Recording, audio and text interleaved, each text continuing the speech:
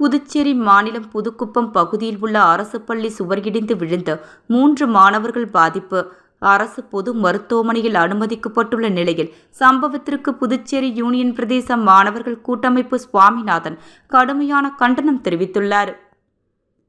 புதுச்சேரி மாநிலத்தில் அரசு பள்ளியின் சுவர் இடிந்து விழுந்து பள்ளி மாணவர்கள் 3 பேர் பலத்த காயங்களுடன் அரசு பொது மருத்துவமனையில் அனுமதித்து புதுச்சேரி யூனியன் பிரதேச மாணவர்கள் கூட்டமைப்பு நிறுவனர் சுவாமிநாதன் தலைமையில் நிர்வாகிகள் பாதிக்கப்பட்ட மாணவர்களை நேரில் சந்தித்து நலன் விசாரித்தனர். சில மாதங்களுக்கு முன்பு கதிர்காமம் பகுதியில் உள்ள கல்லூரியில் கழிவறையின் மேல்தளம் இடிந்து விழுந்து மாணவி ஒருவர் பாதிப்படைந்ததை நினைவுக்கு கொண்டு வருகிறோம். மேலும் சமீபத்தில் பெய்த கனமழையின் காரணமாக பள்ளி கட்டிடங்கள் சிதிலமடைந்து இருப்பதை அரசின் கவனத்திற்கு எமது அமைப்பு கொண்டு வந்ததோடு இப்பள்ளியின் கட்டிடத்தின் உறுதித்தன்மை ஆய்வு செய்த பிறகே பள்ளிகளை திறக்க வேண்டுமென்ற கோரிக்கை எமது அமைப்பு முன்வைத்திருந்ததை நினைவுபடுத்துகிறோம். ஆனால் கல்வித்துறை இது தொடர்பாக எந்த ஒரு நடவடிக்கையும் எடுக்கவில்லை. அது மட்டுமின்றி புதுச்சேரி மாநில முதலமைச்சர் அவர்கள் சமீபத்தில் ஒரு நிகழ்ச்சியில் பேசிய போது புதிதாக அரசு பள்ளிகள் கட்ட முடியவில்லை என்ற மனவேதனையை பதிவு செய்தார். வருத்தம்தான். ஆனால் எமது அமைப்பு புதிய கல்வி கட்டிடங்கள் கூட கேட்கவில்லை.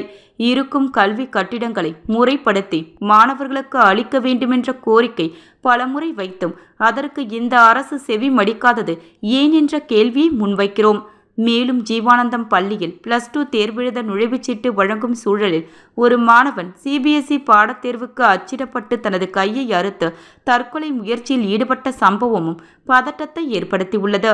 சமீபத்தில் நடந்த மாதிரி தேர்வில் 95% மாணவர்கள் தோல்வி அடைந்துள்ளதாக நாளிதழ்களில் வெளிவந்த செய்தி மாணவர்கள் மத்தியில் பெரும் பதட்டத்தை ஏற்படுத்தி உள்ளதாக உணர்கிறோம். இது தொடர்பாக மாண்புமிகு கல்வித்துறை அமைச்சர் அவர்கள் மாதிரி தேர்வில் 80% மாணவர்கள் வெற்றி பெற்று இருப்பதாக கூறினாலும் மாணவர்களிடம் சென்று செய்த செய்தியின் உண்மைத்தன்மையை மாணவர்களுக்கு உணர்த்த வேண்டிய அவசியம் கல்வித்துறைக்கு உள்ளது என்பதனையும் அரசு உணர வேண்டும்.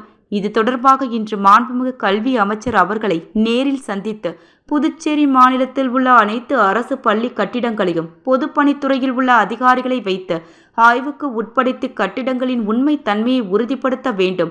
CBSE தேர்வு முறையில் எழுந்துள்ள அச்சத்தை மாணவர்களுக்கு போக்க வேண்டும். தான் விரும்பும் பாடமுறையை மாணவன் தேர்வு செய்யும் உரிமையை மாணவர்களுக்கு அரசு வழங்க வேண்டும்.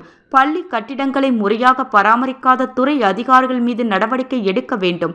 பாதிக்கப்பட்ட குழந்தைகளுக்கு உரிய இழப்பீடும் உரிய மருத்துவ பரிசோதனையும் செய்து வழிவகை செய்ய வேண்டும் என்ற கோரிக்கையை முன்வைத்தோம்.